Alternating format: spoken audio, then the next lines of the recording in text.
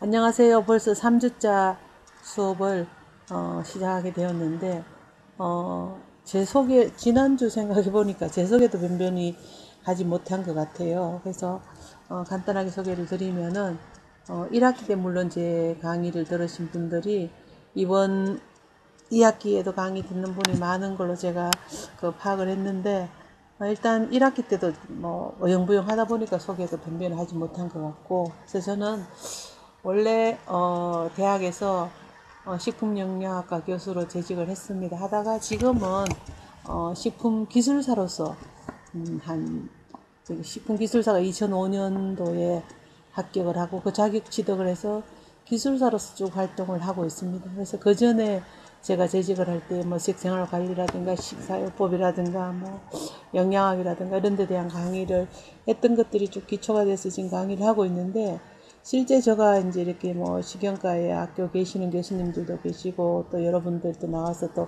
영양사로서의 어떤 그 역할을 하는 분들도 아마 그 영양사로 활동하는 것을 또 어떤 자기의 어떤 기대 목표치로 갖고 있는 분들도 계시지만, 실제 제가 이런 활동을 해보면은 식품영양학과에서 영양사라는 건 식품영양학과 학생들이 사실 공부를 굉장히 많이 해요. 또 실력도 좋고, 이러한 학생들이 식품산업, 우리가 식품 2008년도에 식품산업진흥법이라는 것이 이명박 정부 때에 생기고 난 다음부터는 우리 식품을 전공하는 사람들이 나갈 수 있는 길들이 굉장히 많이 넓어졌어요.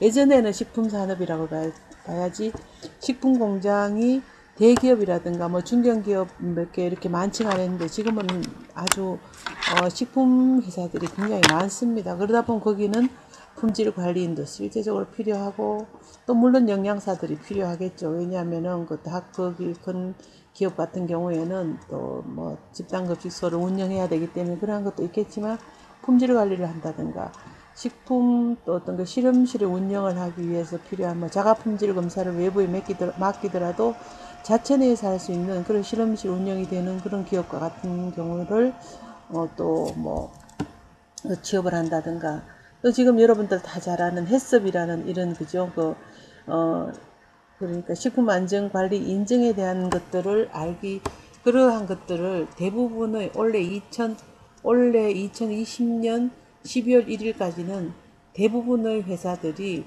4단계 의무 적용 품목까지 해썹 인정을 받게 되어져 있습니다. 그러면 해썹 인정을 받으면 또 식품을 전공했는 사람들이 필요해요. 그래서 그러한 인력들을 사실 식품공학이라든가 식품생물공학이라든가 또 식품영양학과라든가 뭐 이런 식품가공학과라든가 이런 식품 관련된 학과의 학생들이 그런 품질 관리를 해준다든가 하면은 상당히 우리 전체적인 어떤 식품 산업의 측면에서 본다 하더라도 아주 그 이익이 될 수 있는 그런 것이 되기 때문에, 물론 이 식생활 관리를 듣는 학생들이 2학년도 있을 테고 4학년까지 있겠지만, 영양사 시험뿐만이 아니라 식품 공장에 나는 어떤 그 해썹을 하는 어떤 책임자로서 물론 까다롭고 어렵고 뭐 공부해야 될 부분들도 많지만, 그러므로 해서 이 식품이 단단하게, 식품에 대한 어떤 기초 지식이 단단하게 쌓여져 있는 식품 영양학과 출신들이라면은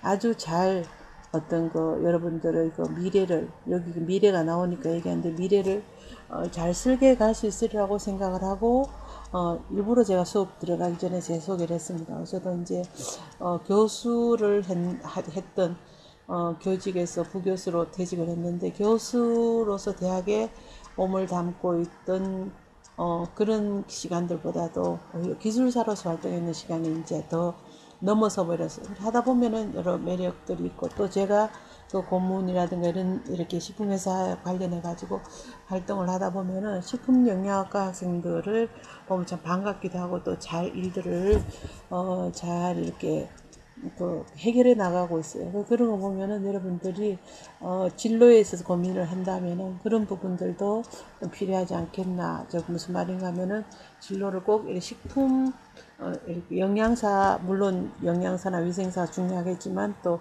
품질 관리라든가 식품회사에 근무하는 그러한 것들도 여러분들이 좀 염두에 둔다면은 좋을 것이다라는 그런 말씀을 드리면서, 자, 챕터 2를 들어가도록 하겠습니다. 자, 식생활의 그래서 제 소개는 뭐 간단하게 그래 끝났지만 나중에라도 뭐 개인적으로 또 여러분들을 볼 수가 있다면은 그때 다시 또 또 진료라든가 이런 문제에 대해서 또 얘기할 수 있는 기회가 있겠죠, 그죠? 그렇죠. 자, 이 장에 들어가기로 하겠습니다. 식생활의 과거, 현재, 미래입니다. 과거의 식생활이라는 것은 그냥 배만 채우는 그러한 것이 되었을 테고, 현재는 지금 어떤 뭐 건강지향, 웰빙 또 아니면은 어떤 그 식품 자체의 그 기능적인 소재를 가지고 또 많이 활용을 하는 부분이 있다면은 미래는 또 어떠한 자, 여기 보면은 미래 사회 환경과 식생활입니다. 그래서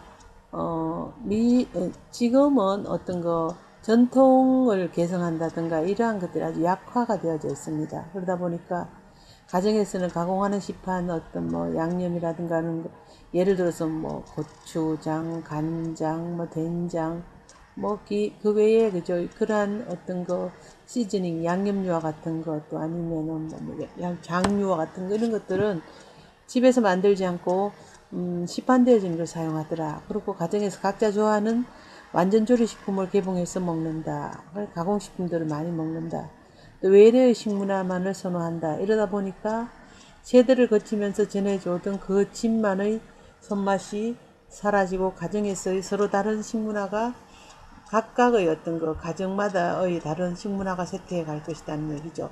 그러니까 경상도의 어떤 뭐 김치 맛이나 전라도의 김치 맛이나 서울의 충청도의 강원도의 각각 어떤 뭐 양념류도 틀릴 장도 틀릴 것이고 그 뭐 김치 맛도 틀릴 것이고 뭐 이러한 것들이 전부 다 쇠퇴해갈 것이라는 그 예측을 하면서 그러다 보면 결국 그 계승할 전통 식생활도 없어져서 획일화된 식문화만이 존재하게 될 것이다 하는 이러한 어떤 그 위기감을 지금은 느끼고 있다는 얘기가 되겠습니다.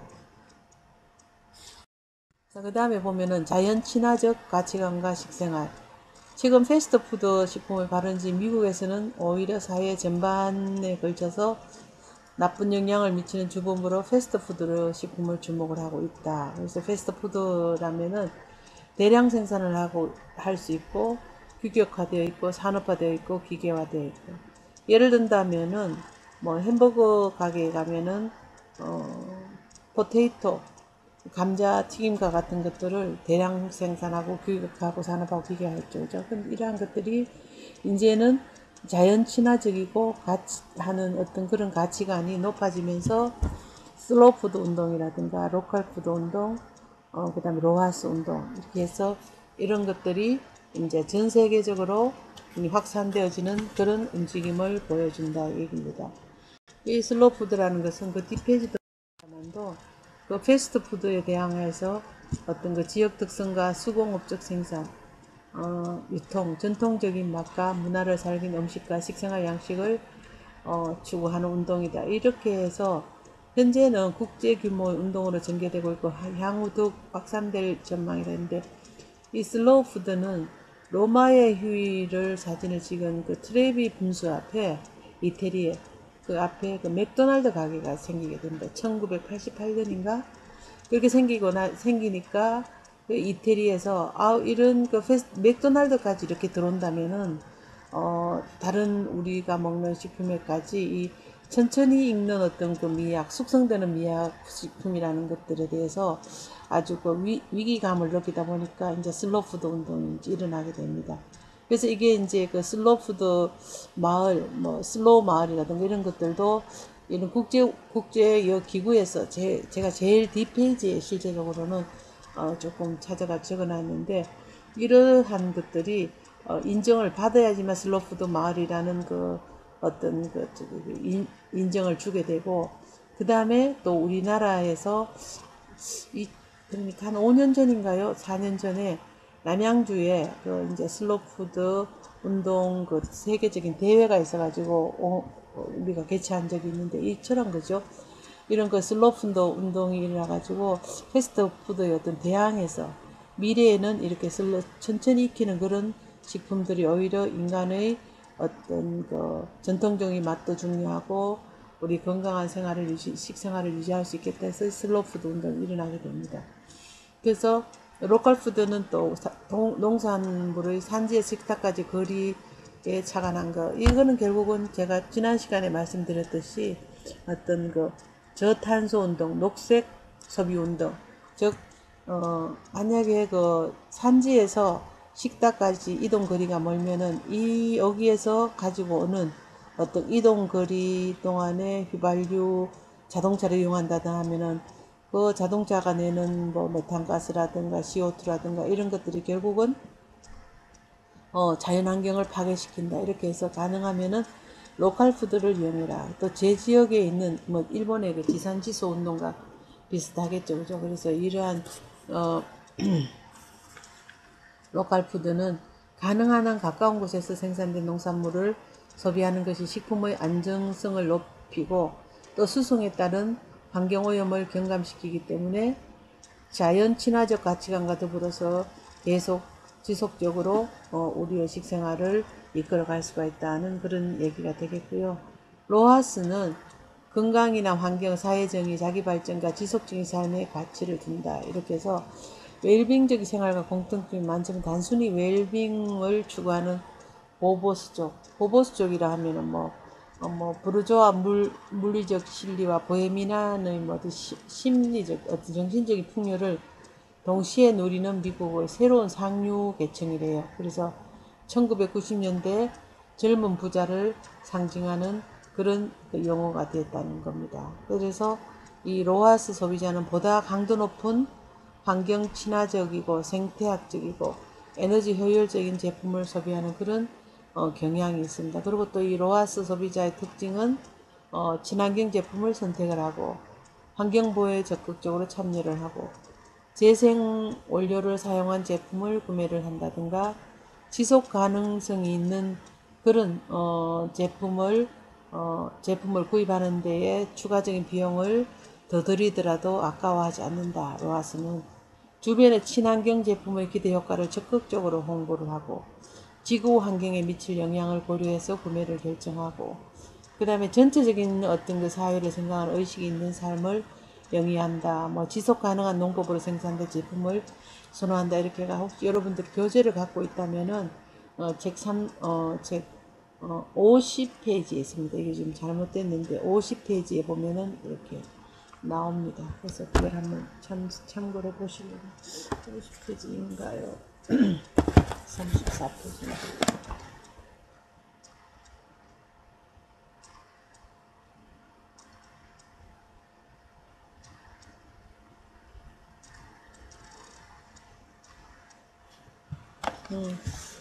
일단 바뀌어가지고 이렇게 되어있네, 그죠? 여기 아마도 여러분들 그대로 로컬 푸드는 34고 로아스는 36페이지에 여러분들 보시면 될 것 같습니다. 그 다음에 이제 장수나 뭐 건강지향적인 가치관과 식생활로 이렇게 또 미래의 어떤 그 사회 환경과 식생활이 바뀌더라는 얘기입니다. 그래서 앞으로도 고령화가 되어 더욱 진행될 것으로 예상된다. 재수 없으면 100살을 살 것이다 이러는데 거의 뭐 주변에도 보면은 92, 94, 95 그런 노인들이 너무 많아요. 그러다 보니까 노인식단이라든가 건강에 도움되는 어떤 기능식이라든가 고령자를 위한 새로운 식품을 출연하는 일들이 굉장히 이제 또 활발하게 되고 삼성 같은 데뿐만 아니라 서울시에서도 지난번 박은순 씨 돌아가셨지만 그 양반이 이제 노인들을 위한 어떤 식단을 작성하기 위한 특별한 TF팀을 만들어 가지고 선거 공약을 그대로 실행하자 하는 그런 일들도 일어나는데 지금은 모르겠습니다. 그 다음에 슬로푸드, 로컬푸드, 로하스적인 삶도 장수한다든가 건강지향적인 가치관과도 이제 연관이 있겠죠. 그 다음에 이제 개성지향적인 가치관과 식생활. 이렇게 아무래도 이제 가공식품을 많이 먹다 보면 거의 획일화된 어떤 그러한 것들이 되어 이렇게 늘 먹게 되고 또 외식을 또 많이 하다 보면은 가정 내의 식생활이 되게 약화되는데 이러한 것들은 결국은 부모님들이 특히 어머님들이 만드는 그런 어떤 뭐라 그럴까요? 식습관, 식생활 그러한 전성들이 좀 어렵게 되겠죠. 그죠? 어렵게 되는 그러한 것들에서 이제 대량 생산과 모호해진 지역적 특성으로 형성된 획일적인 식문화와 신속함, 편리함 뒤에 자리하는 동일한 식품들에 대한 저항감으로 개성 있는 식품들을 이제 향후 추구하게 된다는 얘기입니다. 그리고 개인 지향적인 가치관과 식생활. 여기 있네요. 그죠? 가공식품과 외식 전가래가 가정 내에서 식생활 기능이 약화되고 또 각자가 먹고 싶은 대로 원하는 시간에 먹다 보면은 개개인에 대한 교육이 필요하고 사회적인 시스템이 필요하더라. 그러니까 1인 단위라는 어떤 그 혼밥, 뭐 혼식이라는 레시피 말이나 메뉴, 외식 메뉴의 영양적인 개선 등이 또 이제 필요하다는 얘기가 되겠죠. 그 다음에 보면은 간편지향적인 가치관과 식생활. 그래서 식생활의 획일화와 맛의 획일화가 일어나게 된다는 얘기입니다. 즉 바쁜 일상생활로 가공식품이라든가 인스턴트 식품 등의 간편식을 이용을 하게 되고 전 세계의 모든 식재료가 구입이 용이하고 그러면 그 다음에서 홈 밀 리플레이스먼트라는 그죠 이런 또 바로 즉석 조리 식품들 아니면 그냥 데우기만 한다든가 하는 그러한 것들이 활성화되어서 이게 바로 이러한 그죠 것들을 낳는다는 얘기입니다. 식생활의 지역성과 식문화의 특색이 사라져서 식생활의 획일화, 맛의 획일화를 가져오더라는 얘기입니다. 그 다음에 일반적인 그 가정에서의 어떤 뭐라 그럴까요? 식사 준비 형태가 소그룹 또는 집단 단위의 공동 식사 형태 같아서 변형될 것이 예상된다. 이렇게가 이런 맛이 획일화되고 식생활이 획일화되고 주식 대용 식품이 증가되더라. 주식을 타식품으로 대체를 하더라. 한국인의 주식은 대체로 세끼 밥인 데 비해서 간편성 때문에 다른 식품으로 대체하는 경향이 있더라. 대용식품의 종류는 옛날에는 주로 이러한 탄수화물 제품이었는데 지금은 국수, 라면, 빵, 우유, 햄버거 이런 것이 되겠고 대용식의 이용 비율이 경제 수준이나 교육 수준이 높을수록 이용 비율이 높아지는 그런 것을 보여준다는 얘기입니다. 자, 그 다음에 고급 지향적 가치관과 식생활. 부유청은 식품이나 음식에서도 고급 지향적인 추세를 갖고 있는데 이제 이 기업들이 이러한 부유청을 타겟으로 해가지고 고급 지향적인 소비자 공략을 위해서 최상의 식재료를 사용하고 각종 가공식품이나 간편식, 반조리식품, 완전조리식품, 외식 메뉴 등을 고급으로 만들어서 부유청에다가 공급을 하겠죠. 그 다음에 또 자녀수가 감소됨으로 해서 뭐 이런 유기농 식품을 사용하는 등 고급화에 큰 영향을 주고 최근에는 HMR도 홈밀 리플레이스먼트도 고급화되는 경향이 있다는 얘기입니다. 미래의 어떤 사회 환경과 식생활은 먼저 건강을 우선시하는 식생활, 그 다음 자원과 환경을 소중히 하는 식생활, 저탄소 운동 이런 거죠. 그 다음에 건강을 우선시한다면은 제일 먼저 우리가 뭐 가공식품을 좀 덜 먹고 또 뭐 건강을 위한 로우 머티리얼 그러니까 어떤 그 선도가 높고 또 그냥 가공 단계가 좀 줄어드는 그죠 그야말로 RAW 로우 머티리얼 거친 어떤 음식들 먹게 되겠고 조리를 즐기고 가족애를 교류하는 식생활 예전의 식생활을 좀 돌아간다고 볼 수가 있을 것 같습니다. 그 다음에 전통 음식을 활용하고 개성하는 식생활 이렇게 해서 이러한 것들이 이제 미래 환경에서는 바람직한 식생활이라고 우리가 이제 얘기를 하고 있는 것 같습니다. 자, 그 다음에 보면은 이 바람직한 식생활이라는 것은 바로 건강을 우선시하는 식생활로서 균형 잡힌 식생활을 하게 됩니다. 뭐 이렇게 3대 영양소다, 5대 영양소, 3대 영양소 같은 경우에 탄수화물, 지방, 단백질의 어떤 그 열량 기준이랄까, 그 다음 비타민, 무기질과 같은 조절소라든가 이런 것들을 균형 잡히게 해줘야 되겠고 예전에는 물론 탄수화물이 거의 82%, 85%까지 되는데 지금은 그렇지 않죠. 그죠? 그 다음에 건강 유지와 정진을 위해서는 적절한 영양을 섭취하고 적당한 운동, 적절한 휴식 등 세 가지 균형을 유지를 해야 되겠죠. 그래서 일반적으로 적절한 어떤 영양 섭취는 평균 수명을 증가시킨다고 볼 수가 있습니다. 즉 열량을 적절히 섭취하고 그 다음에 적당한 운동을 해라. 운동이 부족하면은 이제 비만해진다든가 따라서 매일 땀 흘리는 운동을 하고 뭐 절식, 식사, 절식이라는 규칙적인 리듬을 확립을 해라. 즉 조금 이제 배가 고플 때도 있고 또 뭐 먹음을 해서 배가 차는 만복이 되고 또다시 공복이 오고 이런 규칙적인 리듬을 가지라는 얘기입니다. 그 다음에 보면은 포화지방산의 과잉 섭취를 피하고 불포화지방산의 섭취를 늘려주라. 올리브유와 같은 것들은 다른 식물성 기름보다 불포화지방산이 훨씬 많다. 뿐만 아니라 뭐 우리 이 올리브유에 버금가는 우리나라의 들기름이라든가 참기름과 같은 것들이 있겠죠. 이러한 것들. 그 다음에 뭐 채소와 과일을 충분히 섭취한다. 그래서 이러한 것들이 뭐 다양한 생리활성 물질도 풍부하겠고, 그 다음에 식이성 섬유소가 많아서 이러한 것들은 이렇게 뭐 여러분들 기본적으로 아는 것들이기 때문에 제가 넘어가겠습니다. 그 다음에 혈당 지수가 낮은 식품을 먹도록 해라.